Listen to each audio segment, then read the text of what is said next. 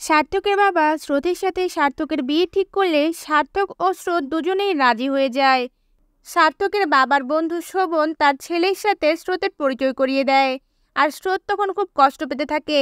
এরপর দেখা যায় সার্থকের বাবার বন্ধু বলে ওঠে, কিরে তোর ছেলের সাথে পরিচয় করাবি না? তখন সার্থকের বাবা সার্থককে ডাকতে থাকে, কিন্তু সার্থক কষ্ট পেয়ে নিচে নামতে চায় না। এরপর বেশি ডাকাডাকিতে সার্থক নিচে নেমে আসে। এরপর সার্থকের বাবা তার সাথে তার বন্ধু ও বন্ধুর ছেলের পরিচয় করে দেয়, কিন্তু সার্থক তাদের সাথে ভালো করে কথা বলে না। এরপর সার্থকের বাবা এসব বুঝতে পেরে সকলের সামনেই স্রোতের মাথায় হাত দিয়ে বলতে থাকে, এরম লক্ষ্মীমন্ত মেয়ে তাকে তো সুপাত্রেই দিতে হবে।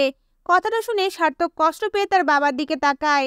এরপর সার্থকের বাবা সার্থকের দিকে তাকিয়ে আবারও বলতে থাকে, স্রোতস্বিনীকে সার্থকের হাতে তুলে দেব। এই কথা শুনে স্রোত ও সার্থক দুজনেই চমকে ওঠে আর একে অপরের দিকে তাকায়। এদিকে রায় এসব কথা আগে থেকেই জানতো, তাই মুচকি হেসে স্রোতের দিকে তাকিয়ে থাকে। এরপর দেখা যায় সার্থকের বাবা সকলের সামনেই সার্থককে প্রশ্ন করে বলে ওঠে, তোর কি এতে কোনো আপত্তি আছে? সার্থক তখন বলে ওঠে, তোমরা যেটা ভালো বোঝো। এই কথা বলেই সাথে সাথেই সেখান থেকে চলে যায়।